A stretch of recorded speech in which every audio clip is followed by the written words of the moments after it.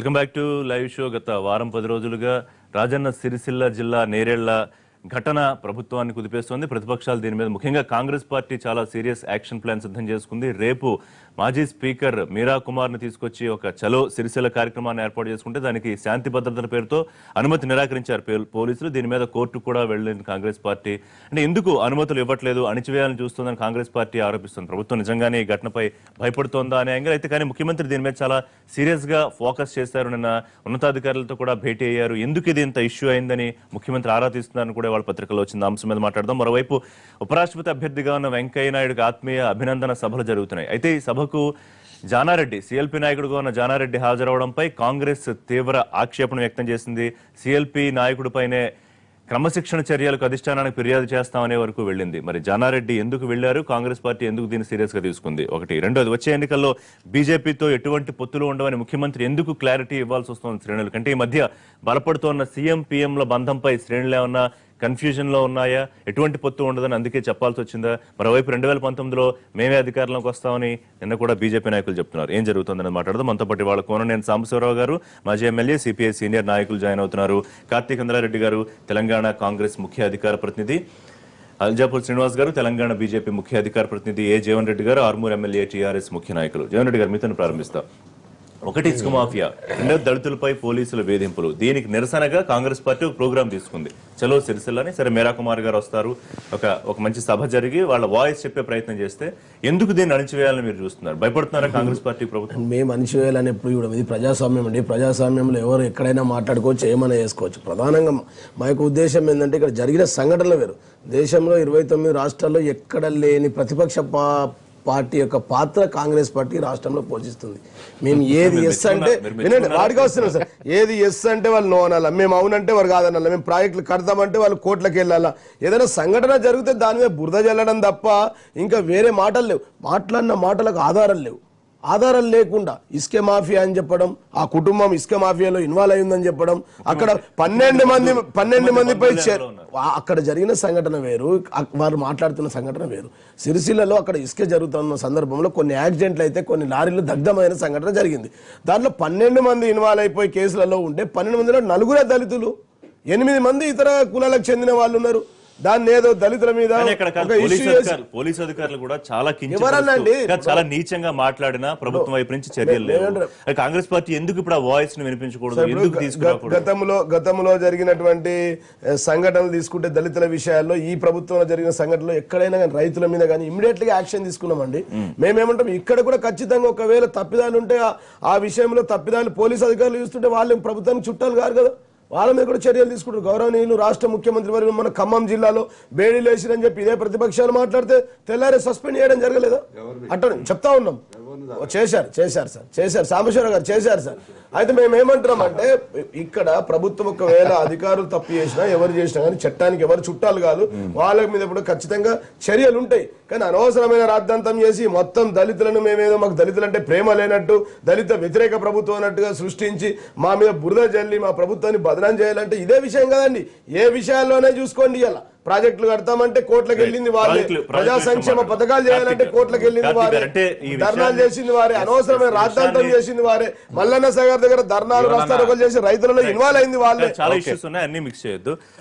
ఒకటి, సీఎం బంధువులే ఇందులో ఉన్నారు అని ఎలిగేట్ చేస్తున్నారు కాంగ్రెస్ పార్టీ. మరోవైపు ముఖ్యమంత్రి దీని మీద చాలా సీరియస్ గా ఫోకస్ చేస్తున్నారని కూడా వార్తలు వస్తున్నాయి. దీని మీద ఎందుకు ఇష్యూ ఎంత వరకు వెళ్ళింది? సో ఏంటి ఇప్పుడు కాంగ్రెస్ పార్టీ ఇందులో ఏం కావాలనుకుంటున్నారు? మొదటి విషయం మనం ఇప్పుడు చర్చించుకోవాల్సిన రిషి గారు ఏంటంటే, ముఖ్యమంత్రి గారు ఆయననే ఒక మంత్రిగా ఉన్న ఆయన కుమారి నియోజకవర్గంలో రివ్యూ తీసుకుంటున్నారంటే స్థానిక మంత్రి గారిది ఫెయిలియరా కాదనే విషయం మీరు ఒకసారి అర్థం చేసుకోవాలి. ముఖ్యమంత్రులు ఎప్పుడు మంత్రుల నియోజకవర్గాల్లో రివ్యూ తీసుకుంటారంటే ఆ నియోజకవర్గంలో మంత్రి కంప్లీట్ గా ఫెయిల్ అయినప్పుడు, శాంతి భద్రతల సమస్య వచ్చినప్పుడు, లేదా ఇతర సమస్యలు వచ్చినప్పుడు మంత్రి గారు కాన్స్టిట్యున్సీలో ముఖ్యమంత్రి గారు రివ్యూ తీసుకుంటారు. ఈ రోజు ముఖ్యమంత్రి గారు ఆ అబ్బాయి కాన్స్టిట్యున్సీలో రివ్యూ తీసుకుంటున్నారంటేనే మనం అర్థం చేసుకోవాలి అక్కడ పరిస్థితులు ఎలా ఉన్నాయని. రెండో విషయం, జీవన్ గారు మాట్లాడుతూ అసలు అక్కడ ఏం జరగలేదు, జరిగిన దానికోసం మీరు పోయి హంగామా చేస్తున్నారు, ఆర్భాటం చేస్తున్నారు. జరిగిన దాన్ని ఎవరి మీద హంగామా ఆర్భాటం చేయడం ఎవరి తరం కాదు. అదే చెప్తున్నాను.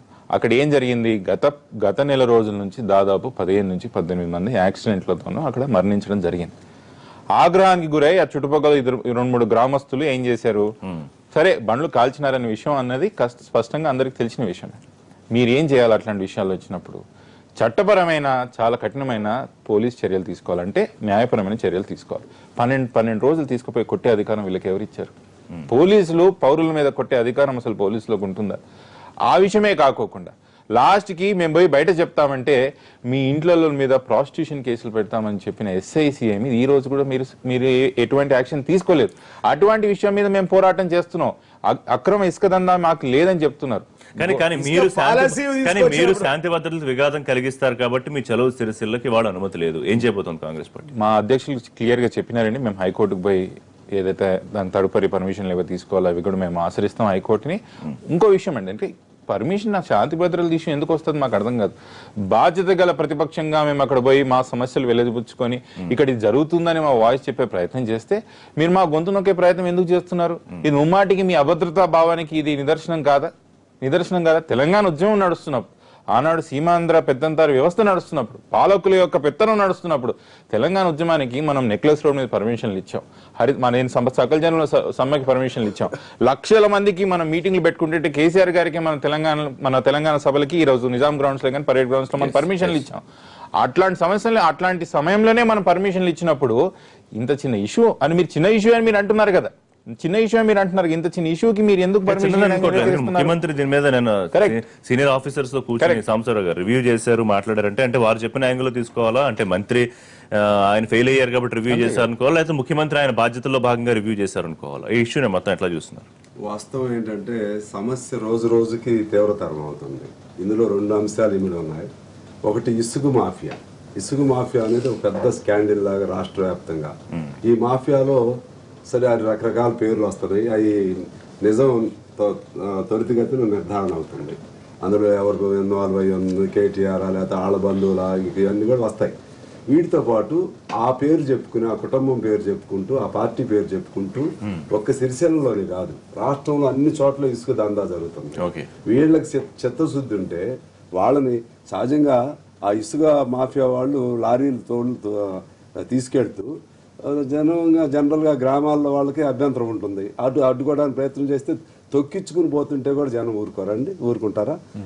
ఆ క్రమం వచ్చింది. ఒక మనిషి చచ్చిపోయాడు. ఇంటెన్షనల్ గా అంటారు, అంటే యాక్సిడెంట్ లాగా చూడాల్సిన అవసరం. నో వాళ్ళు ఫోర్స్ఫుల్ గానీ లారీలు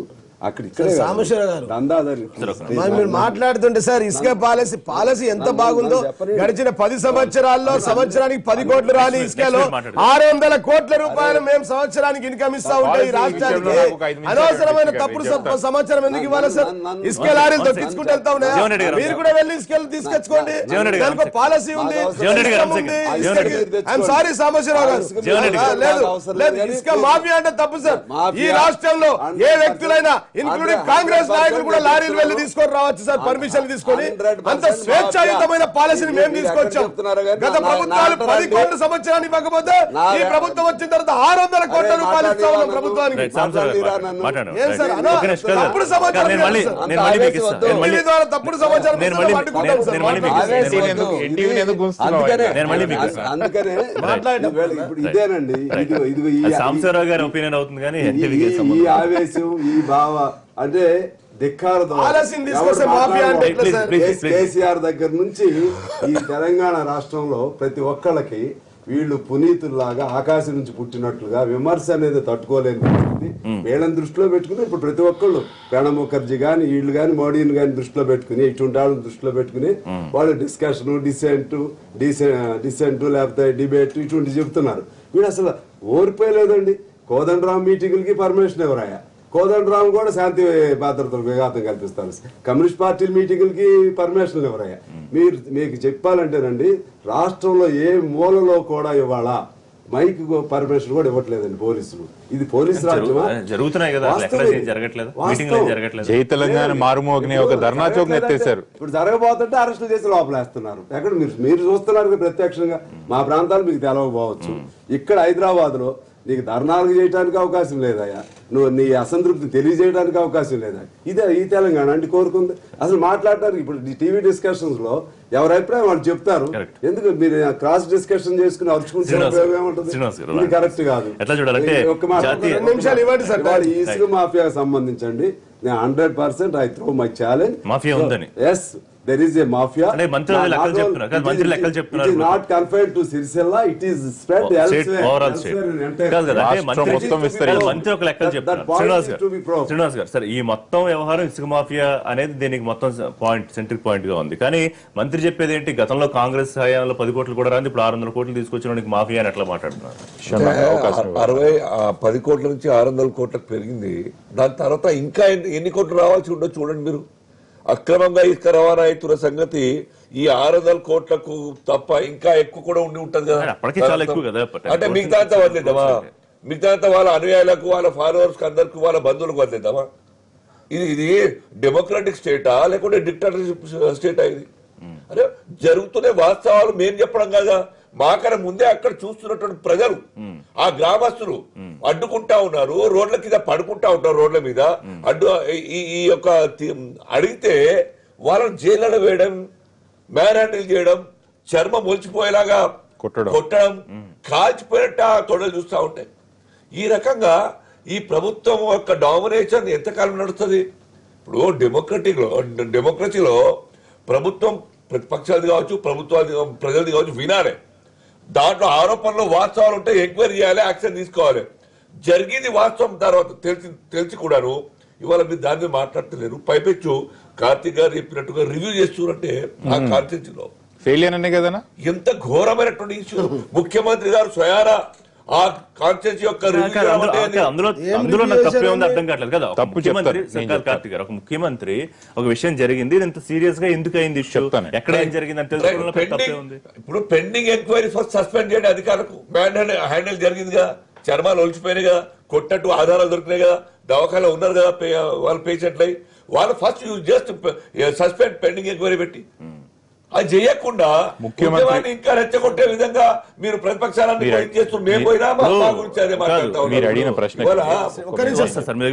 జీవన్ రెడ్డి గారు ఇప్పుడు ఒకటే కాదు, గతంలో కూడా మంథని మధుకర్ ఇష్యూ కానివ్వండి, లేకపోతే మరో చోట జరిగిన దళితులపై దాడులు కానివ్వండి, ఇప్పుడు నేరల్ ఇష్యూ కానీ, ప్రభుత్వాన్ని దళిత వ్యతిరేకి అనే ముద్ర పడడం లేదా, లేకపోతే చూసి చూడనట్లుగా వ్యవహరిస్తున్నారన్న ముద్ర పడడం లేదా? ఇవాళ ముఖ్యమంత్రి రివ్యూ తర్వాత ఈ ఇష్యూ దేశంలో 29 రాష్ట్రాల్లో దళితుల సంక్షేమం కోసం ఏదైనా ఒక రాష్ట్ర ముఖ్యమంత్రి పనిచేస్తుందంటే అది కేవలం గౌరవనీయులు రాష్ట్ర ముఖ్యమంత్రి వర్యులు కేసీఆర్ గారు. ఒకటి చెప్తా, బీజేపీ పాలిత రాష్ట్రాలు 18 రాష్ట్రాల్లో ఉన్నాయి సార్. ఎక్కడైనా దళితుల సంక్షేమం ఈ విధంగా జరిగితే ఛాలెంజ్ చేసి చెప్తాను, చెప్పండి సార్. ఒక మాట వినండి, ఎక్కడ జరుగుతూ ఉందండి దళిత వినండి. మేమిచ్చిన ఐడియా వినాలే, మీరు ఆగండి. శ్రీనివాస్ గారు ఆగాల మీరు మాట్లాడినప్పుడు నేను మాట్లాడలేదు సార్. నేనేమంటా సార్, చాలా కార్తీక్ గారు ఒక అలిగేషన్ చేశారు సార్, దాని మీద చర్చ జరగాలి. సాంబశివరావు గారు కూడా అలిగేషన్ చేశారు. నేను చెప్తాను ఏమన్నారు సార్, వాళ్ళు ఇసుకే మాఫియా అన్నారు సార్. ఒక్క నిమిషం సార్, అసలే జరగట్లేదు, అసలే జరగట్లేదు. ఇసుకే మాఫియా ఎందుకు జరగట్లేదు సార్? చాలా స్పష్టంగా ఒక శాండ్ ప్యాలెస్ ని తీసుకొచ్చినాం. గత నాయకులు గత కాంగ్రెస్ ప్రభుత్వంలో ఉన్న పద్ధతిని మార్చేసి పూర్తిగా వారు చేతగాని వారు చేయలేని పద్ధతిని మేము తీసుకొచ్చాం. ఈ రాష్ట్రంలో ఎవరైనా ఇసుక కావాలంటే నేరుగా డైరెక్ట్ గా అప్లై చేసుకొని అక్కడి నుంచి వేపిల్ తీసుకొని డైరెక్ట్ గా పోయి తీసుకునే విధానాన్ని ఒక్క నిమిషం చెప్పిన తర్వాత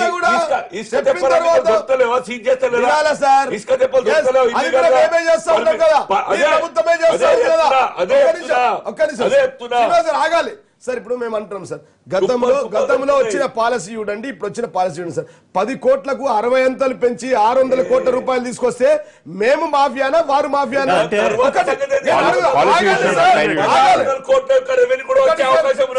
కోట్లకి 100 కోట్లు అయితే సార్ 9 అంతలు 56 టైమ్స్ పెంచినాం మేము. 60% 60% చెప్తాం సార్.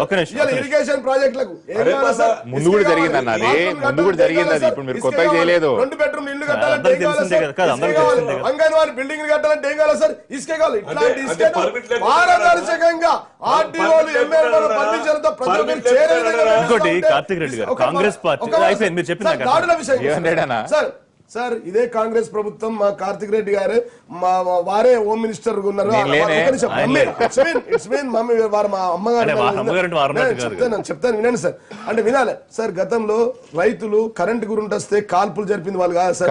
ఆర్మూర్ ప్రాంతంలో ఎర్రజొన్న రైతులకు డబ్బులు ఇవ్వాలని నేను దీక్ష చేస్తే మా కడుపులో బుల్లెట్ దించింది కాంగ్రెస్ ప్రభుత్వం. అంగన్వాడీ కార్యకర్తలు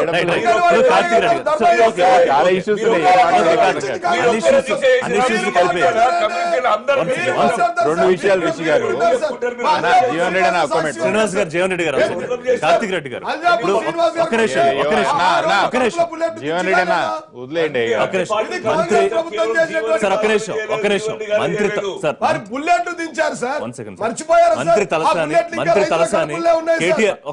మంత్రి తలసాని కేటీఆర్ కి క్షమాపణలు చెప్పాలని కాంగ్రెస్ పార్టీని డిమాండ్ చేశారు. మీరు డ్రగ్స్ విషయంలో మంత్రి కేటీఆర్ లాగుతారు, ఈ దళితుల దాడులపై విషయంలో మంత్రి కేటీఆర్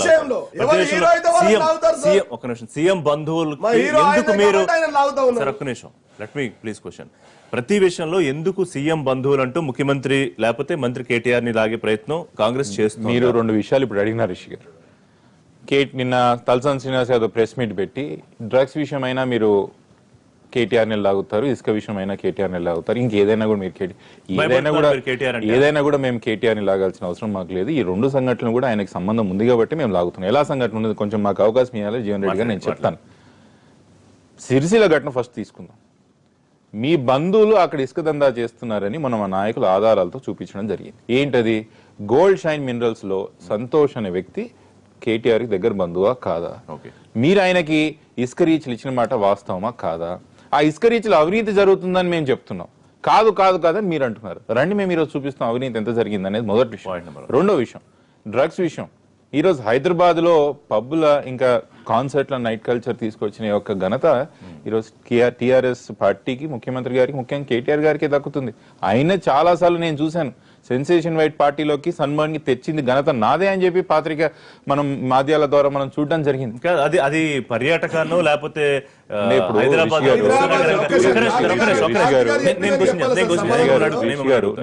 అట్లా మార్చే పద్ధతిలో అటువంటి దాంట్లో కూడా విచ్చలవిడితనం ఉండొద్దు. దానికి కూడా కొన్ని లిమిట్స్, టైం బౌండ్ ఈక్వేషన్స్ అనేది విచ్చలవిడితనంగా ఉంటే ఏదైనా కూడా మీరు కేసీఆర్ ని కాంగ్రెస్ పార్టీ కేసీఆర్ ని ఢీకొనలేక మీరు కేటీఆర్ ని టార్గెట్ చేశారు. ఇది టీఆర్ఎస్ నాయకులు లేదండి. కేసీఆర్ కి కేటీఆర్ పెద్ద వ్యత్యాసం లేదు. ఆయన కుమారుడు అయినా ఆ రోజు జగన్మోహన్ రెడ్డి గారిని టార్గెట్ చేసినారు తెలుగుదేశం పార్టీలో వాళ్ళంటే రాజశేఖర రెడ్డి గారిని టార్గెట్ చేయడానికి. ఆ రోజు నన్ను హోమ్ మినిస్టర్ గా టార్గెట్ చేసిందంటే మా అమ్మగారిని టార్గెట్ చేయడానికి. రాజకీయాల్లో మనం ఉన్నప్పుడు ఇదంతా సర్వసాధారణం, తప్పదు. మనం అది మనం వాళ్ళ ద్వారానే వాళ్ళని. ఇంకోటి ఈ పాలసీ విషయంలో నాకు ఒక 2 నిమిషాలు సమయం ఇవ్వాలి రిషి గారు. ఇసుక పాలసీ చెప్పండి. జీవన్ రెడ్డి గారు పదే పదే పాలసీ విషయం మాట్లాడుతూ మేము అలా చేసాం ఇలా చేసాం అని చెప్తారు. కాంగ్రెస్ పార్టీలో ఉన్న పాలసీ ఏంది, మీ పాలసీ ఏంది ఒకసారి పోలుద్దాం. 2004 నుంచి 2008 వరకు శాండ్ పాలసీ అనేది కాంగ్రెస్ పార్టీలో పంచాయతీరాజ్ వ్యవస్థకు ఉండేది. అక్కడ ఓన్లీ అప్పుడు ఆంధ్రప్రదేశ్ రాష్ట్రంలో ఉన్నప్పుడు 2 జిల్లాల్లో టెండర్ పాడేవారు. కృష్ణా అండ్ ఈస్ట్ గోదావరి జిల్లాలో హైదరాబాద్ మహానగరానికి కర్ణాటక మహారాష్ట్రానికి తీసుకొచ్చేది. కాబట్టి మీరు కనుక్కోవచ్చు. నేను చెప్తాను నాకు అవకాశం అట్లా మాట్లాడుతున్నప్పుడు నేను చెప్తాను. దాని కూడా చెప్తాను. మంత్రి చెప్పిన 600 కోట్లు వచ్చిందో కాంగ్రెస్ పార్టీలో 50 కోట్లు దాటలేదు కదా. 50 కోట్లు ఎందుకో చెప్తాను. ఈ కూర్చుందండి, దీన్ని నేను అమ్ముకోలేదు, మీరు అమ్ముకున్నారు ఒఫీషియల్. ఓకే, నేను అమ్ముకున్నప్పుడు ఆదాయం వస్తుందా? మీరు అమ్ముకుంటే ఏమవుతుంది? ఆ రోజు మేము తవ్విన క్యూబిక్ మీటర్ లేదు, ఈరోజు మీరు తవ్వుతున్న క్యూబిక్ మీటర్ లేదు. రెండో విషయం, ఈరోజు 2014 సంవత్సరంలో 2013 సంవత్సరంలో కాంగ్రెస్ పార్టీ అధికారంలో ఉన్నప్పుడు 0 రూపీస్ ఆదాయం అని చెప్పి 0 ఆదాయం అని చెప్పి మంత్రి గారు చెప్పారు. అంటే 2013లో అసలు ఆంధ్రప్రదేశ్ రాష్ట్రంలో ఇసుకనే తవ్వలేదా? 2012 సంవత్సరంలో సుప్రీంకోర్టు కొన్ని గైడ్ లైన్స్ ఇచ్చింది. ఈ ప్రకారం మీరు శాండ్ రీచ్లు అమ్మాలా, దీనికి వ్యతిరేకంగా పోతే మేము దాన్ని స్టే ఇస్తామని చెప్పి. అందుకే రాష్ట్రం మొత్తంలో కూడా కొత్త శాండ్ పాలసీ అనేది తీసుకురావడం మొదలు పెట్టారు. ఆ శాండ్ పాలసీ రూపంలో జీవన్ రెడ్డి మొత్తం చెప్పనియండి. మీరు అప్పటి నుంచి మాట్లాడారు. ఒక మినిట్ సాంబశివరావు, నేను చెప్పేసి దానికి క్లోజ్ చేస్తాను. నేను శాండ్ పాలసీ కొత్తది తెచ్చినారు. 2014-15లో ఎవరండి అధికారంలో ఉంది? టీఆర్ఎస్ పార్టీ కదా. అప్పుడు 13 కోట్లే వచ్చింది. మరి మీ లాజిక్ ప్రకారం 400 కోట్ల సంవత్సరానికి వస్తే 390 కోట్లు మీరు తిన్నారా? అక్కడ ఏమీ జరగలేదు రిషి గారు. సో జస్ట్ 600 crores అనేది మేము ఇసుక అమ్ముకోలేదు, మేము ఇసుక అమ్ముకోలేదు, మీరు అమ్ముకుంటున్నారు. ఒకవేళ కాంగ్రెస్ పార్టీ 10 సంవత్సరాల్లో 400 కోట్లు మీరు చెప్తున్నారు, 4,000 కోట్లు కాంగ్రెస్ పార్టీ నాయకులు ఎక్కడ పెట్టుకున్నారని మీరు అంటున్నారు కదా. కాంగ్రెస్ పార్టీ నాయకులు నేను అదే చెప్పబోతున్నాను. రిషి గారు కార్తిక్ గారు చెప్పిన ఒక్క మాట చెప్తా సార్. వాళ్ళు చెప్తారు చాలా నేను చెప్పిన నువ్వు చెప్పే స్పష్టంగా చెప్పారు. చాలా స్పష్టంగా చెప్పారు. ఈ కుర్చీ ఉంది, ఈ కుర్చీని మేము వాడుకోలేము, ఈ కుర్చీని మేము తప్పుకోలేము అని చెప్పారే. నేను చెప్తా సార్, హైదరాబాద్ లో అపార్ట్మెంట్ కట్టలేరా, ప్రాజెక్టులు చేయలేరా సార్? మీ కాలంలో మీ ప్రభుత్వంలో ఇసుక పనులే జరగలేదా? ఎక్కడికక్కడ గ్రామాల వారిగా గ్రామాల సర్పంచ్ నుంచి పడితే మంత్రుల దాకా ఇసుక దందా చేసి సార్ కాంగ్రెస్ పార్టీ. నిజమైన మాట చెప్తా. ఒకవేళ కాంగ్రెస్ పార్టీ నాయకులు ఇసుక అమ్మేసుకుంటే సమాధానం ఏంటంటే కాదు, అక్కడ ఇసుక మాఫియా ఆరోపణలకు ప్రభుత్వం సమాధానం చెప్పాల్సిన అవసరం ఖచ్చితంగా ఉంది. అక్కడ ఇష్టం వచ్చినట్టు చేసుకోవడానికి దళితులను అడ్డు తొలగించుకునే ప్రయత్నం చేస్తుందన్న ఆరోపణలకి భయభ్రాంతులు పెట్టడానికి ముఖ్యమంత్రి స్థాయిలో సమాధానం కార్తిక్ గారు 5 నిమిషాలు చెప్పారు సార్. ముఖ్యమంత్రి స్థాయిలో చెప్తాను సార్. సార్ నంబర్ 1 ఇసుక గురించి చాలా స్పష్టంగా చెప్పాము మేము. వాళ్ళు ఇసుకనే దవ్వకపోతే బిల్డింగ్లు ఎట్లా కట్టిరు సార్? చెప్పిననే మహారాష్ట్ర కర్ణాటకకి తెచ్చినమని చెప్తున్నా. రోడ్ వేశారు సార్, ఇరిగేషన్ ప్రాజెక్ట్ ఎన్ని చేశారు సార్? ఇసుక లేకుండా ఇరిగేషన్ ప్రాజెక్ట్ కి క్యూబిక్ మీటర్ సరుకున ఫ్రీగా ఇసుక సరఫరా చేయడం జరిగేది. నేను అడిగింది ముఖ్యమంత్రి రివ్యూ చేశారని చెప్తున్నారు. డ్రగ్స్ విషయానికి వస్తే కూడా మీరు ఇబ్బంది పడాల్సిన పరిస్థితి కాదు. ముఖ్యమంత్రి ఎవరిని వదిలిపెట్టమంటారు? అకున్ సబర్వాల్ రాష్ట్ర ముఖ్యమంత్రి కేసీఆర్ గారు సామాజిక రుగ్మతలు ఏమైతున్నాయో వరుస పెట్టి ఒక్కొక్క దాన్ని ఏరుకుంటూ వచ్చేస్తున్నాం సార్. గుడుంబాన్ని ఏర్పారేశాం సార్, రౌడీజాన్ని ఏర్పారేశాం సార్, కబ్జాయిజాలను ఏర్పారేశాం సార్, లాంటి గ్యాంగ్లను ఏర్పారేశాం సార్.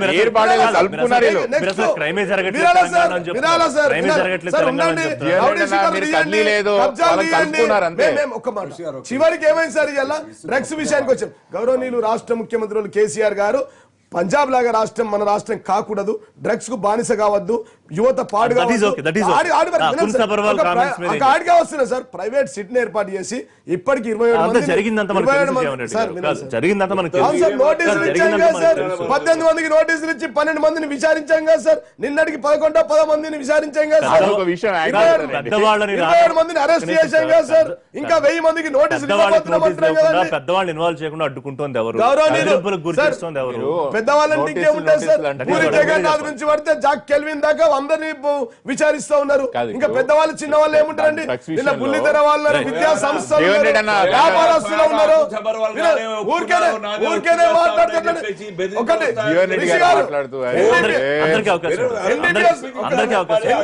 ఎన్డీపీఎస్ యాక్ట్ ఉంది సార్. 1985లో ఎన్డీపీఎస్ యాక్ట్ ఉంది సార్. వీళ్ళ కాలంలో ఎన్డీపీఎస్ యాక్ట్ లేదా, చట్టం లేదా? వీరు ఎందుకు బయటకు తీయలేరండి? ఇలా ఈ ప్రభుత్వం తీసుకొచ్చింది సార్. డ్రగ్స్ విషయంలో బయటకు తీసుకొస్తే కూడా 6 పబ్బులు ఉంటే ఇప్పుడు 60 పబ్బులు ఉన్నాయి కదా. కాంగ్రెస్ జనాభా ప్రాతిపదిక మీద ప్రపంచ హైదరాబాద్ నగరంలో 600 అయితే సార్. తప్పేందండి? అసలు లిక్కర్ పాలసీ తెచ్చిందే కాంగ్రెస్ పార్టీ. అసలు ఈ మత్తు పాలసీ తీసుకొచ్చిందే కాంగ్రెస్ పాలసీ, కాంగ్రెస్ ప్రభుత్వం. లిక్కర్ కాంగ్రెస్ పార్టీ మేము తీసుకొచ్చామా సార్ లిక్కర్ పాలసీ? ఒక్క నిమిషం సార్. ముందు ఇసుక్కు సంబంధించి నా ఒక పాయింట్ ఏంటంటే, ఏ పాలసీ పెట్టినా ప్రజలకు ఉపయోగం జరగాలి. ఇంతకుముందు ట్రాక్టర్ 200 నుంచి 300 దొరికే ఇసుక ఇవాళ 4000 అయినా కూడా దొరకట్లేదు. పోలీసులతో సైతం అందరికి ఇందులో వాటాలు ఉన్నాయి. సో అది క్లారిఫై చేయకుండా నీకు 500 కోట్ల వచ్చిందా 600 కోట్ల అవన్నీ ఎవరికి ఉపయోగం లేదు. నెంబర్ 1. ఈ డ్రగ్స్ కు సంబంధించి మీరు చెప్పినట్లుగా అంతకుముందు ఎందుకు ఈ చట్టం ఎడిపోయిందంటే ఇప్పుడు విచ్చలు పెడతానం ఎక్కువైపోయింది, పప్స్ ఎక్కువైపోయినాయి. ఎక్కువైపోవడానికి అక్కడే జరుగుతుంది. ఇంటర్నేషనల్ సిటీ పేరుతో ఎట్లా పడితే అట్లా అరాచకంగా పర్మిషన్లు ఇచ్చేస్తే ఎలాగో అంత అరాచకం చేయకూడదు కదా. అందువల్ల ఈ ప్రాబ్లమ్స్ వస్తున్నాయి. దాన్ని అడ్రస్ చేయాల్సినటువంటి ప్రభుత్వ యంత్రాంగం వాటిని అడ్రస్ చేయకుండా ఇందులో ప్రతిపక్షంగా ఎవరైనా తప్పు ఉందంటే వీళ్ళ పేకను నిలివేసే పద్ధతులు పాల్పడటం అనేది ఇది డిక్టేటోరియల్. బ్రేక్ తర్వాత విషయంలో చర్చ కంటిన్యూ చేద్దాం. స్టేట్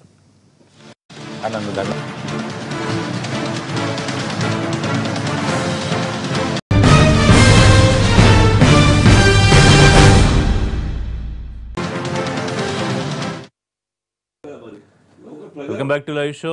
వెంకయ్యనాయుడు ఉపరాష్ట్రపతి అభ్యర్థిగా నామినేట్ అయిన తర్వాత ఆయనకు ఆత్మీయ అభినందన సభలు జరుగుతున్నాయి 2 తెలుగు రాష్ట్రాల్లో. అయితే ఆ సభకు సిఎల్పి నాయకుడిగా ఉన్న జానారెడ్డి వెళ్లడంపై కాంగ్రెస్ పార్టీ తీవ్ర అభ్యంతరం వ్యక్తం చేస్తోంది. కార్తిక్ గారు, నిన్న మీ సీనియర్ కాంగ్రెస్ నాయకులు మాట్లాడుతూ విహెచ్ కానివ్వండి, మధ్యాష్ గారు కానివ్వండి, చాలా ఆక్షేపణీయంగా సిఎల్పి నేతలు మాట్లాడారు. ఎట్లా అంటే ఆయన మీద అధిష్టానాన్ని కూడా ఫిర్యాదు చేసే స్థాయిలో ఆలోచనలు జరుగుతున్నాయా? అసలు ఎట్లా ఆత్మీయుడు అవుతాడు వెంకయ్యనాయుడు మీకని అడిగారు. గాంధీ కూడా పోటీ అభ్యర్థిగా ఉన్నారు మీ కాంగ్రెస్ వైపు నుంచి. సో ఏం జరిగే అవకాశం? ఒకసారి మనం ఒక వ్యక్తి మీద ఆరోపణలు చేస్తున్న ముందు ఆ వ్యక్తి ఒక పర్సనాలిటీ కూడా మనం ఆలోచన చేయాలండి. ఓకే, కొత్తగా ఆయన హ్యాజ్ ఈ గాన్ బియాండ్ దిస్ పర్సనాలిటీ, కొత్తగా ఆయన వ్యక్తిత్వం విరుద్ధంగా ఏదైనా చేశాడు అనేది కూడా మనం ఆలోచన చేయాలి. జానారెడ్డి గారిని మనం దాదాపు 40 సంవత్సరాల నుంచి రాజకీయాల్లో చూస్తున్నాం. సుదీర్ఘ రాజకీయ జీవితంలో వెంకయ్యనాయుడు గారు కానివ్వండి, ఇంకెవరు కానీ మిత్రులు అవడం సహజం. జానారెడ్డి గారు కూడా రాజకీయాలు ఉన్నా కూడా కొంచెం రాజకీయేతరవేత్త అని మనం చెప్పుకోవాలి. చాలా విషయాల్లో మనం అసెంబ్లీలో కూడా చాలాసార్లు చూసాం. ముఖ్యమంత్రి గారి విషయంలో గట్టిగా పోట్లేదని మా పార్టీలో కూడా చర్చ జరిగింది. బయట కూడా చాలా మంది అంటారు. వ్యక్తిత్వం అట్లాంటిది జానారెడ్డి. కానీ ఇప్పుడు టైమింగ్, ఇప్పుడు ఉపరాష్ట్రపతి అభ్యర్థిగా పోటీగా మీ పార్టీ నుంచి గాంధీ గారు మనోడు గోపాలకృష్ణ గాంధీ ఉన్నారు. సో ఆయనకి పోటీ అభ్యర్థి వెంకయ్యనాయుడు ఆత్మీయ అభినందన సభకు జానారెడ్డి వెళ్ళడంలో ప్రశ్నించడంలో పాయింట్ లేదా? జానారెడ్డి గారు ఏమనుకుంటున్నారు, ఎందుకు వెళ్ళినారు అనేది నేనైతే ఆయనతో మాట్లాడలేదు. ఒకసారి మీరు కూడా ఆయనతో చర్చించి ఎందుకు మీరు పోవాల్సి వచ్చిందని క్లారిఫికేషన్ ఆయనతో మాట్లాడుంటే బాగుండేదేమో. అంటే ఎవరు పిలిచారు, ఎందుకు పోవాల్సి వచ్చింది, ఎందుకు ఆ సమయం ఎందుకు ఎంచుకున్నారు అనేది మీరు మీడియా ద్వారా, లేకపోతే కాంగ్రెస్ పార్టీలో ఒక వర్గం జానారెడ్డి గారిని టార్గెట్ చేస్తుంది. అంటే అసెంబ్లీలో ఆయన పర్ఫార్మెన్స్ గురించి కానివ్వండి, ప్రభుత్వ విధానాలను ఆయన అభినందించడం కొన్ని విషయాల్లో కానివ్వండి, ఇప్పుడు ఇలాంటి విషయాల్లో కానివ్వండి టార్గెట్ చేసే కార్యక్రమం జరుగుతుంది. చాలా కోణాల్లో జానారెడ్డి గారు ఇంకొంచెం అగ్రెసివ్ గా ఉంటే బాగుంటుంది అనేది చాలా మందికి ఉందండి. మా పార్టీలో కూడా, ప్రతి పార్టీలో కూడా అంతర్గతంగా వైరాలు అనేది సర్వసాధారణం. ఎస్పెషల్లీ కాంగ్రెస్ పార్టీ అధిష్టానం ఒకటి ఉంటుంది కాబట్టి ఎంత పెద్ద నాయకుడైనా కంప్లైంట్లు మళ్ళీ రీకంప్లైంట్స్ అనేది దిస్ ఇస్ వెరీ కామన్. ముఖ్యమంత్రి స్థాయి అభ్యర్థి మీద మీరు అధిష్టానానికి క్రమశిక్షణ చర్యలు తీసుకోండి. ముఖ్యమంత్రి ప్రైమ్ మినిస్టర్ మా మీద కంప్లైంట్ చేశారండి. శ్రీనివాస్, మీ నాయకుడు సభకు వచ్చినందుకు, సరే ఇప్పుడు మీ నాయకుడు కాదనుకోండి, మొన్నటి వరకు మీ నాయకుడు ఆయన ఆత్మీయ అభినందన సభకు వచ్చినందుకు ఇంత రాద్ధాంతం జరుగుతుంది. ఇంకో విషయం ఏం చెప్పుకోవచ్చు అంటే ఆయన రిజైన్ కూడా చేశాడు కదా. అందుకే అన్న మీ నాయకుడు మీరే చెప్పినారు జవాబు, అది పార్టీ విషయం కాదని చెప్పేసి. ఆత్మీయ అభినందన సభ అది, దాంట్లో తప్పేమున్నది? కేటీఆర్ గారు కూడా వచ్చినారు, టీఆర్ఎస్ మంత్రులు వచ్చినారు, నాయకులు వచ్చినారు, అట్లా కాంగ్రెస్ పోటీ అభ్యర్థి ఒక ఆయన ఉన్నాడు. పోటీ, ఇది ఎలక్షన్ మీటింగ్ ఏమాత్రం కాదు, ఆత్మీయ అభినందన సభ అంతే. ఎలక్షన్ మీటింగ్ కాదు, ఎలక్షన్ మాట వెళ్ళలేదు. పర్సనల్ గా తెలుగు రాష్ట్రాల యొక్క వ్యక్తి కాబట్టి వెంకయ్యనాయుడు గారు అందరికీ చాలా ఫ్రెండ్షిప్ ఉండేటువంటి, ఈ రాష్ట్రంలో తెలుగు రాష్ట్రాల్లో ఉన్నట్టు నాకు తెలిసి దేశం మొత్తంలో కూడా ఇంత పెద్ద మొత్తంలో ఈ అన్ని పార్టీల వ్యక్తులతోనే చాలా మంచి సంబంధాలు కలిగి ఎవరిని కూడా పర్సనల్ రైవల్ గా చూడరు, దుష్మన్ గా చూడరు వెంకయ్యనాయుడు గారు. ప్రత్యర్థులుగానే చూస్తూ ఉంటారు. సందర్భం వచ్చినప్పుడే మర్యాదలకు ఆ యొక్క రిలేషన్షిప్ మెయింటైన్ చేయడంలో ఆయనకు మించి ఎవ్వరు లేరు. ఆ యొక్క సంస్కారం ఆ యొక్క స్థాయిలో ఉన్నటువంటి వ్యక్తికి ద్వారా మనం నేర్చుకోవాల్సింది. కాబట్టి పార్టీలకు అతీతంగా, సిద్ధాంతాలకు అతీతంగా అందరు కూడా వస్తూ ఉంటారు. నేను చూసిన చాలా సందర్భాల్లో కమ్యూనిస్ట్ నాయకులు కూడా మంచి క్లోజ్ గా మాట్లాడతారు. దాని అర్థం వైరుధ్యం లేదనే, సిద్ధాంతపరంగా వైరుధ్యం ఉంటుంది. పర్సనల్ రిలేషన్షిప్ అంటే ముఖ్యమైన వైర జాతీయ పార్టీ నాయకుడికి సంబంధించి ఆయన మొన్నగా రాజీనామా చేశారు. అనేక అంశాల్లో కాంగ్రెస్ బీజేపీలు తలపడిన పరిస్థితుల్లో అంతగా పొగడాల్సిన అవసరం ఏముంది ఆయన సభకి వెళ్ళి అనేది కాంగ్రెస్ పార్టీలో కొంతమంది ఆందోళన, ఆవేదన. ఇప్పుడు వారు ఒక్కరే కాదు, దేశవ్యాప్తంగా అన్ని పార్టీలు చాలా మంది చాలా సందర్భాల్లో వెంకయ్యనాయుడు గారు మెచ్చుకున్నారు. అనేక పార్లమెంట్ హౌస్ లో కూడా మెచ్చుకున్న సందర్భం చూస్తాం మనం. వారి యొక్క క్యాబినెట్లోకి వచ్చి కూడా మాట్లాడిన సందర్భం, వారి యొక్క మీటింగ్ లో మనం చెప్పడం జరిగింది. స్వయానా రాష్ట్రపతి గారు కూడా చెప్పి మరి ప్రేజ్ చేయడం జరిగింది. రైట్. కాబట్టి ఇది పర్సనల్ సందర్భంలో ఉన్నప్పుడు జానారెడ్డి గారు రావడం తప్ప మేము అనుకోవడం లేదు. వారు ఒక తెలుగు వ్యక్తిగా పర్సనల్ రిలేషన్షిప్ లో అందరితో బాగా కలుపుకొని ఉంటారు కాబట్టి ఆ యొక్క గౌరవంతో, వారి మీద ఉన్నటువంటి గౌరవంతో వారు వచ్చి ఉంటారు. అదే కరెక్ట్. పొలిటికల్ మీటింగ్ కాదు, వైస్ ప్రెసిడెన్షియల్ ఎలక్షన్ సందర్భం కాదు, మీటింగ్ కాదు. అంటే దీనికి కొంతమంది కాంగ్రెస్ నాయకులు భూతత్వంలో పెట్టి చూస్తున్నారు. పాయింట్ ఏంటంటే పోటీ జరుగుతుంది అక్కడ. ఆ పోటీలో అటు కాంగ్రెస్ ప్రధాన అపోజిషన్ గా అన్ని పార్టీలను కలిపి గాంధీ గారిని అక్కడ పోటీ పెట్టడం జరిగింది. ఇక్కడ ప్రధానమైనటువంటి నాయకుడు జానారెడ్డి గారు. సో అందుకని నీకు ఆయన వ్యక్తిత్వం జనరల్ గా ఆబ్లిగేటరీగా ఉంటది. జానారెడ్డి గారు ఎవరైనా కానీ పెద్ద మనిషి తరహాగా ఉంటారు. కానీ ఇక్కడ అది పాయింట్, పాలిటిక్స్ ఇన్వాల్వ్ అయ్యి ఉన్నాయి. పాలిటిక్స్ ఇన్వాల్వ్ అయినప్పుడు చాలా జాగ్రత్తగా ఉండాల్సిన అవసరం ఆయన మీద కూడా ఉంది. ఇది తప్పుడు సంఖ్య. మనిషి వెంకయ్యనాయుడు గారు మంచివాడు కావచ్చు, లేకపోతే అందరితో సమన్వయం ఉండొచ్చు, అందరితో వ్యక్తిగత ఆయన గెలిచిన తర్వాత అభినందన చేయటం తప్పులేదు. Okay. కానీ వాళ్ళు వెళ్ళటం వల్ల ఏమైందంటే మరి అక్కడ నీ క్యాండిడేట్ ఉన్నాడు అక్కడ, అంటే నీవిచ్చే సందేశం వలన నీ వెనుకున్నట్టు నీ ఓటర్స్ డోలాయమానంలో పడతారు. పడినప్పుడు క్రాస్ ఓటింగ్ అవకాశం ఉంటుంది. అందువలన జానారెడ్డి గారు నిజంగా ఆయన పెద్దరికంగా వేరే వేరే స్థానాలకి ఉపయోగపడతారేమో కానీ ఇందులో ఉన్నప్పుడు మాత్రం అది పద్ధతి కాదు నేను ఫీల్ అవటం. సార్ సందర్భం ఎట్లాంటిది, ఆత్మీయ సభలకు ఎవరైనా ఏ పార్టీలైనా వెళ్ళొచ్చు. ఇప్పుడు రాజకీయ నాయకులు ఇప్పుడు ఒకటి రాష్ట్రపతి ఉపరాష్ట్రపతి అంటే ఇంకా ప్రత్యక్ష రాజకీయాల నుంచి బయటకు వెళ్ళిపోయినట్టు వారు.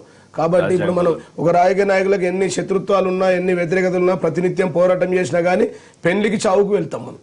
ప్రతి నియోజకవర్గంలో ఆపోజిట్ క్యాండిడేట్లకు వెళ్తాం, ప్రతిపక్ష పార్టీ నాయకుల పెళ్లిలకు వెళ్తాం, మంచికి వెళ్తాం, చెడుకు వెళ్తాం. అట్లా ఒక తెలుగు రాష్ట్రాల నుంచి అత్యున్నత స్థానానికి వెళ్తున్న సందర్భంలో వెళ్తే తప్పేం లేదని చెప్పి మేము భావిస్తూ ఉన్నాం. దాన్ని తప్పుగా భావించాల్సిన అవసరం కూడా లేదు. సో కొంతమంది కాంగ్రెస్ నాయకులు దీన్ని కావాలని పద్ధతి చేస్తే వాళ్ళ అంతర్గత రాజకీయాలు కొట్లాటలు కాంగ్రెస్ కొత్తగా కావు, స్వాతంత్రం వచ్చినప్పటి నుంచే ఉన్నాయి. ప్రధానమంత్రి లాంటి క్యాండిడేట్లకు టికెట్లు ఇబ్బంది. కాంగ్రెస్ పార్టీ కొట్టుకున్నా కొట్టుకోకపోయినా ప్రజాస్వామ్య వ్యవస్థలో ప్రజాసేవ చేస్తున్నామా లేదనే చూసుకోవాలి కానీ కొట్టుకుంటే ఏంది కొట్టుకోకపోతే. ఆ ఇష్యూని ఎంత పెద్దగా చేస్తే అంత లాస్ కాంగ్రెస్ పార్టీకే. ఇంటర్నల్ గా ఆ యొక్క గ్రూపులన్నీ కూడా బయటపడి మాట్లాడుకోవడం. ఇప్పుడు విహెచ్ గారు మీటింగ్ లో మాట్లాడతాను, ఈ ఇష్యూ రేజ్ చేస్తానని చెప్పి మాట్లాడుతూ స్క్రోలింగ్ వస్తుంది టీవీలో. ఆ ఇష్యూను కాంగ్రెస్ పార్టీ కనుక కాంగ్రెస్ ఎవరు కూడా బయటకు వచ్చి మాట్లాడుకుంటే వాళ్ళకి మంచి మాట్లాడితే వాళ్ళకే నష్టం. ఆ సమస్య మీద మేము సర్దుకుంటాం లేండి, సమస్యపోతుంది. Back to drugs issue. ఇప్పుడు మనకి అప్డేట్ ఏంటంటే రేపటి నుంచి మరో 12 మందికి సిట్ నోటీసులు ఇవ్వబోతోంది. ఇప్పటివరకు కొంతమంది నోటీసులు ఇచ్చారు, వాళ్ళ మీద విచారణ కొంతమంది విషయంలో సుదీర్ఘంగా జరిగింది, కొంతమందికి తక్కువ సమయంలో జరిగింది. కానీ స్కూళ్ళకి, కార్పొరేట్ స్కూళ్ళకి ఏవైతే నోటీసులు అయ్యాయో వాళ్ళ విషయం ఏంటి? కొంతమంది పారిశ్రామికవేత్తల పేర్లు వచ్చాయి, వాళ్ళని కూడా ప్రభుత్వం పిలిచి విచారిస్తుందా? ఇక్కడ ముఖ్యమంత్రి గారు చెప్పిన స్టేట్మెంట్ కి నిన్న అధికారి ఎవరైతే ఉన్నారో రకున్ సబర్వాల్ చెప్పిన స్టేట్మెంట్ కి ఎక్కడో పొంతన కొంచెం కుదరలేదు. అది మీడియాలో కొంత మిస్ఫైర్ అయ్యి వచ్చింది కానీ అట్లా కాదు సార్. ఇప్పుడు NDPS యాక్ట్ అని 1985 నుంచి ఇప్పటి వరకు కొనసాగుతుంది సార్. దేశవ్యాప్తంగా అన్ని రాష్ట్రాల్లో అమలు అవుతా ఉన్నది. కానీ ఈ విధంగా ఒక గౌరవనీయులు రాష్ట్ర ముఖ్యమంత్రులు కేసీఆర్ గారు తీసుకున్న విధానం ఎవరైతే గతంలో వాళ్ళు పట్టించుకోలే. ఈ చట్టం కొత్తగా రాలేదండి, చట్టం ఎప్పుడో ఉంది. చట్టంలో మార్పులు కూడా లేవు. కాంగ్రెస్ హయాంలో కూడా డ్రగ్స్ ఉండే, డ్రగ్స్ మాఫియా ఉండే. కానీ ఆ రోజు వెలికి తీయడానికి, సామాజిక రుగ్మతలను బయటకు తీసుకురావడానికి వాళ్ళు ముందట రాలేదు. వీటన్నిటిని పెంచి పోషించారు. మేమంటే గౌరవనీయులు రాష్ట్ర ముఖ్యమంత్రి వాళ్ళు కేసీఆర్ గారు స్వయంగా సిట్ ని ఏర్పాటు చేసిన తర్వాత అధికారులు ప్రతినిత్యం ప్రశ్నిస్తూ ఉన్నారు, విచారణ కొనసాగిస్తూ ఉన్నారు. 27 మందిని అరెస్ట్ చేశారు, ఇప్పటికే 10 మందిని విచారించారు, ఇంకా 1000 మందికి నోటీసులు ఇస్తామంటా ఉన్నారు. దీంతో పాటు విద్యా సంస్థల ఎవరైతే ఇన్వాల్వ్ అవుతున్నారో వారికి కూడా నోటీసులు వెళ్తాయి. దాని తర్వాత బుల్లితెరలో ఇన్వాల్వ్ అయిన వారు, ఈ డ్రగ్స్ లో ఇన్వాల్వ్ వారికి కూడా ఇస్తాం. ఇంకా కొంతమంది వ్యాపారస్తులు ఉన్నారు, కొంతమంది 5 విదేశస్తులను కూడా నిన్న అరెస్ట్ చేయడం జరిగింది. మొన్న డచ్ దేశానికి సంబంధించిన ఒక వ్యక్తిని అరెస్ట్ చేశారు. చాలా చిత్తశుద్ధితో గౌరవనీయులు ముఖ్యమంత్రి కేసీఆర్ గారు ఏం చెప్పారు సార్? ఎంతటి వారైనా వదలొద్దని ఆయన స్టేట్మెంట్ ఇచ్చారు కదా సార్. తెలుగుదేశం, కాంగ్రెస్ ఇందులో ప్రభుత్వం కొంతమందికి వెన్నుదన్నుగా ఉంది. ప్రభుత్వంలో కీలకంగా ఉన్న మంత్రి కేటీఆర్ కున్న బంధువులకు సంబంధించి పబ్బుల్లో జరుగుతుంది. వీటన్నిటికీ ప్రభుత్వం ఎందుకు స్పష్టంగా దయచేసి కాంగ్రెస్ నాయకులు మా కార్తిక్ రెడ్డి గారు కూడా ఒక విజ్ఞప్తి చేస్తున్నారు సార్. మీరు ఏదైనా టీవీ డిస్కషన్ లో మాట్లాడేటప్పుడు కానీ, ప్రెస్ మీట్ లో మీ నాయకులు జానారెడ్డి, ఉత్తమ్ కుమార్ రెడ్డి పెద్దలు గౌరవనీయులు మాట్లాడేటప్పుడు కానీ ఏదైనా ఆధారం ఉంటే వెళ్ళిపెట్టచ్చు కదా సార్. దిగ్విజయ్ సింగ్ గారు డ్రగ్స్ లో ప్రభుత్వానికి సంబంధం ఉంటారు, ఏదైతే నువ్వు ట్వీట్ చేస్తావో అదే ట్వీట్ లో ఏదైనా ఆధారం ఉంటే ఒకటి పెట్టండి. లక్షల కోట్ల మందికి వెళ్ళిపోతుంది. ఎన్టీవీ వాళ్ళు కూడా స్టోరీలు వేస్తారు. ఏదైనా ఆధారాలు ఉంటే, ఏదైనా పబ్బు ఉందా ఉంటుందని డీటెయిల్స్ పెట్టండి. పబ్బు పర్మిషన్ ఉంటుంది, రైట్ టు ఇన్ఫర్మేషన్ ఉంటుంది. ఇన్ఫర్మేషన్ యాక్ట్ కింద తీసుకోవచ్చు. ఒక నాయకుడు మాట్లాడతాడు, ఈ రాష్ట్రం ఒక నాయకుడు మాట్లాడతాడు సార్, ఈ రాష్ట్రంలో గత పాలకుల కాలంలో 3 పబ్బులు ఉండే సార్. ఒక 5 స్టార్ హోటల్ కు 3 పర్మిషన్ ఉంటాయి సార్. 24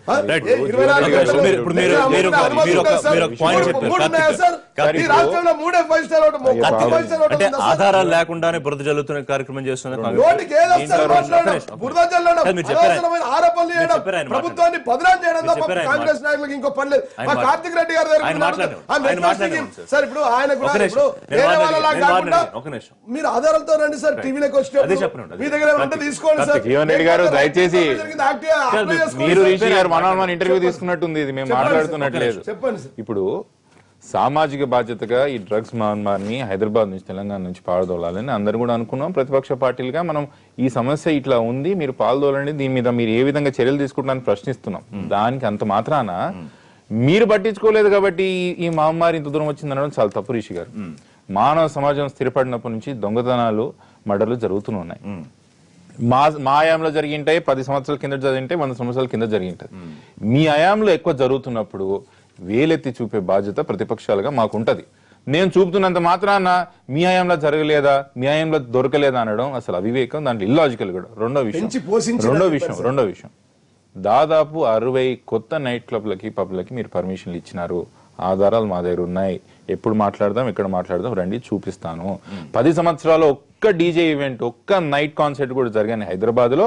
ఈ 3 సంవత్సరాల్లో 10 మెగా కాన్సర్ట్లు చేసిన ఘనత కూడా మీకే దక్కుతుంది. దానికి డ్రగ్స్ కి సంబంధం అంటే మేము కాదు కదండి, అకున్ సబర్వాల్ గారే బయటకు వచ్చి డ్రగ్స్ కి, పబ్స్ కి, నైట్ క్లబ్స్ కి కోరిలేషన్ ఉంది, ఇక్కడ జరుగుతుంది అని చెప్పి ఆయనే చెప్పారు.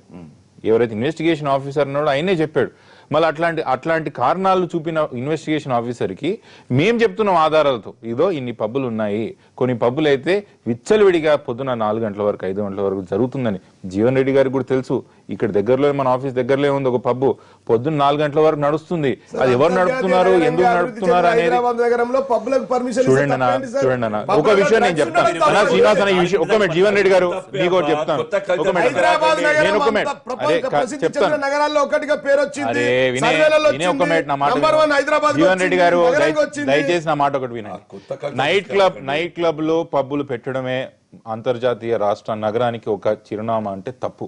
సియాటల్ మహానగరం అనేది ఈ ప్రపంచానికి ఐటీ సంస్థకి సెంటర్. అది 9 గంటలకు సిటీ షట్ అయిపోతుంది, 9 o'clock సిటీ షట్.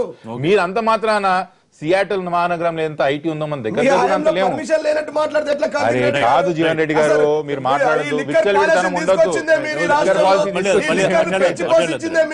మేము 300 పబ్లకు పర్మిషన్లు ఇచ్చినాం, 60 పబ్లకు పర్మిషన్ ఇచ్చిన ఒక్క ఆయన అంటాడు కదా 3 ఉండేనా సార్ మీ ఆయంలో? 3 పబ్లు ఉండేనా? 3 నేను అంటినా ఒక నాయకుడు అంటే ఒక నిమిషం.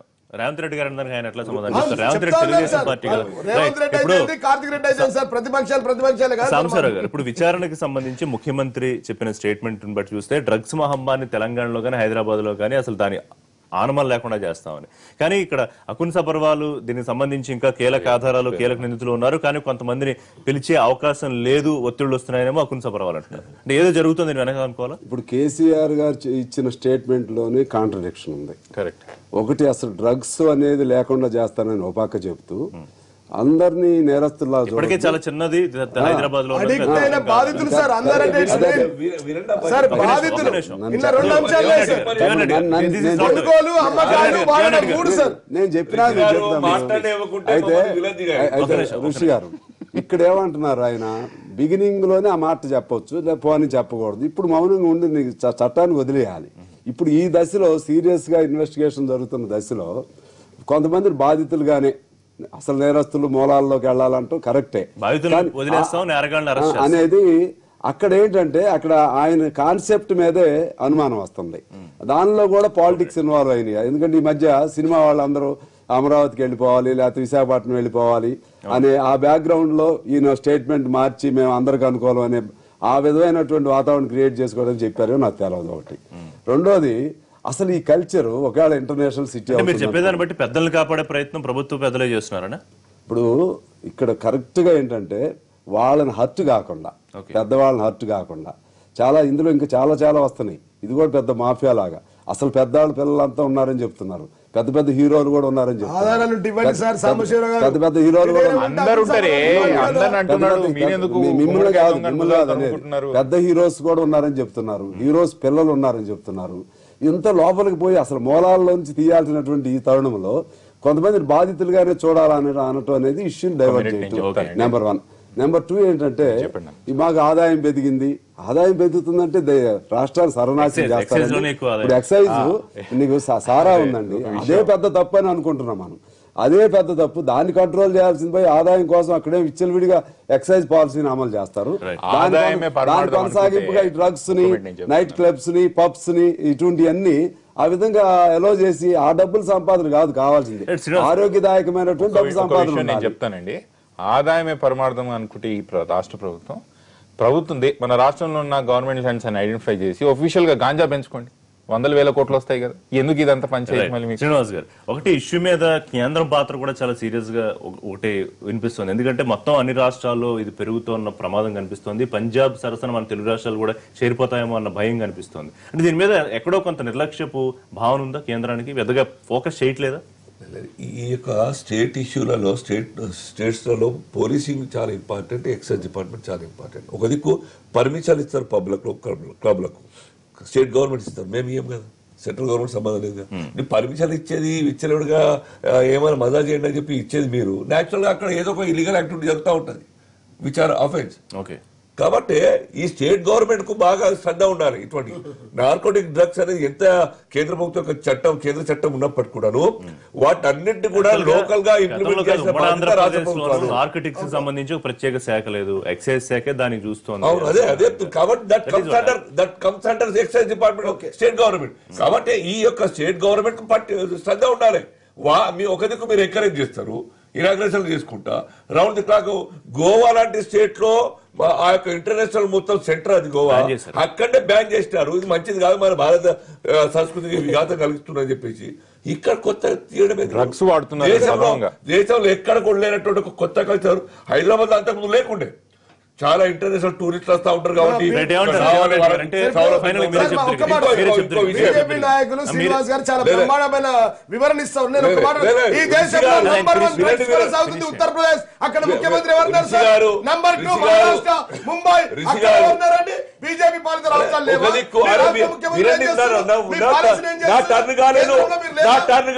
మీరు ఇప్పుడు ఇక్కడ స్టేట్ లో ముఖ్యమంత్రి గారేమో కన్జ్యూమర్స్ ఆర్ నాట్ అఫెండర్స్ అని చెప్తున్నారు. రెండో దిక్కు ఇవాళ పేపర్లో వచ్చింది అకుంసవర్ వారు డ్రగ్స్ వాడకం కూడాను నేరమే చెప్తా ఉన్నారు. మూడు అంశాలు ఉన్నాయి. ఒకటి డ్రగ్స్ కొనడము, ఒక దిక్కు సీఎం ఈ విధంగా అంటా ఉంటే అది అదర్ అండ్ అకుంసవర్ ఆ విధంగా ఉంటే ఎవరిని నమ్మాలి? చట్టం ఏం చెప్తుంది చెప్పట్లేదు. రెండవది ఋషి గారు ఇంకో వీళ్ళ మాటల మీద ఏ మాత్రం విశ్వాసం లేదు, నీతి లేదు. ఆ యొక్క మాట ఫస్ట్ ముఖ్యమంత్రి ప్రమాణ స్వీకారం తర్వాత రాజకీయ అవినీతి లేకుండా చేస్తారని చెప్పి ఈ మాట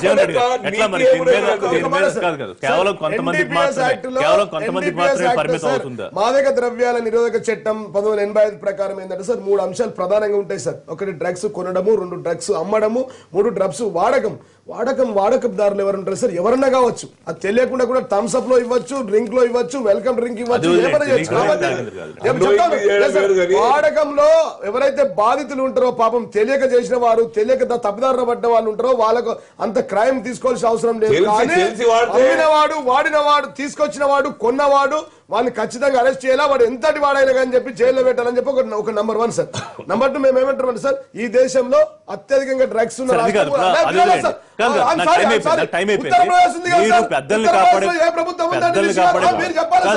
కాపాడే ప్రయత్నం ఎవరు చేస్తున్నారు?